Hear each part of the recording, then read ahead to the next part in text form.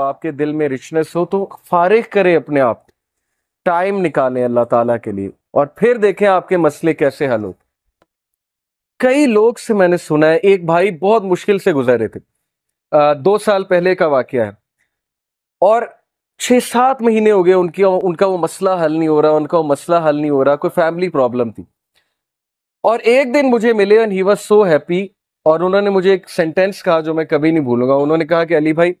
all it took was one تہجد، that's it، لیکن 6 مہینے مجھے کبھی ٹائم نہیں ملا، مجھے لوگوں سے ملنے کا ٹائم مل گیا، مجھے لوگوں سے کہانیاں سنانے کا ٹائم مل گیا، لوگوں کی سننے کا ٹائم مل گیا، لیکن تہجد کا ٹائم نہیں مل رہا تھا۔ all it took was one تہجد، اور میرا مسئلہ حل ہو گیا۔ تو امام شافعی رحمہ اللہ نے کہا کہ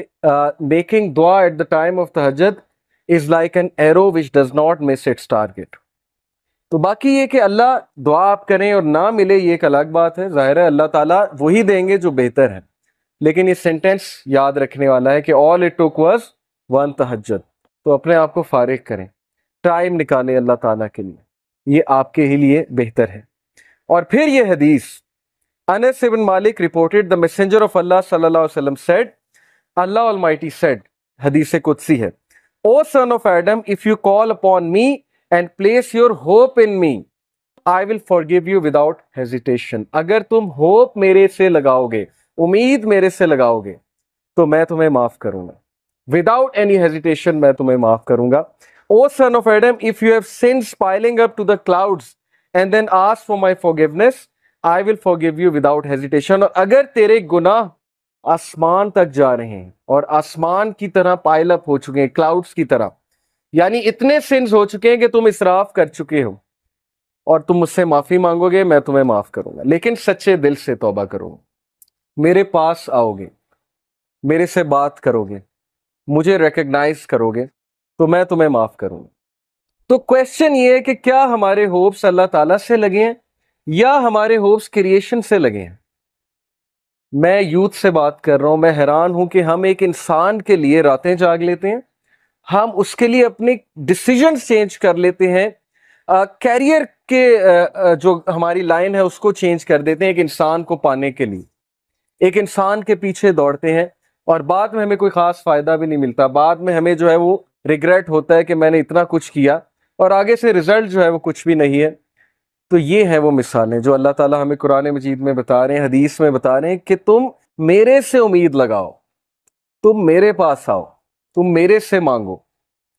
پھر دیکھو کہ تمہارا مسئلہ حل ہوتا ہے کہ نہیں ہوتا ہے۔ اور امید لگانے کے حوالے سے ابن تیمیہ رحمہ اللہ لکھتے ہیں، ان کی ایک کتاب ہے kalamullah.com پہ آپ جائیں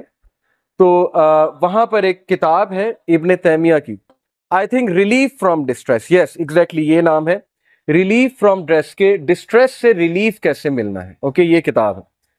وہ کتاب اس آیت کی تفسیر ہے، لا الہ الا انت سبحانک انی کنت من الظالمین، صرف ایک آیت کو پکڑا ہے ابن تیمیہ نے اور پوری کتاب لکھ دی۔ اس میں وہ ایک بات لکھتے ہیں کہ اسلاف جان بوجھ کر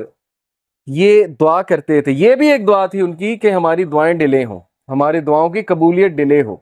اب یہ ہمارے لیے، ہم جیسے لوگوں کے لیے جو دنیا میں بہت ڈوبے ہیں، بڑی عجیب بات ہے۔ ہم تو چاہتے ہیں یوں دعا قبول ہو، میں اللہ سے مانگوں اور چیز میرے سامنے ہو، چاہے وہ میرے لیے بہتر ہے یا نہیں ہے۔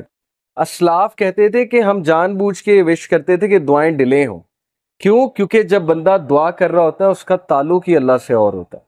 تو وہ اس تعلق کو انجوائے کرتے تھے کہ ہم تکلیف میں ہیں، ہم کسی ڈسٹریس میں ہیں، بس ہم دعائیں کیے جائیں، تو یہ تعلق انہیں بہت لطف دیتا تھا۔ یہ ایک بہت ہائی لیول کی بات ہے۔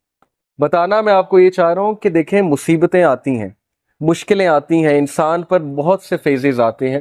اور اس فیز میں اگر اللہ سے آپ کنیکٹ کر جائیں تو یہ آپ کے لیے خیر ہی خیر ہے، اور اس فیز میں اگر اللہ سے دور ہو جائیں تو پھر یہ شر ہے بہت۔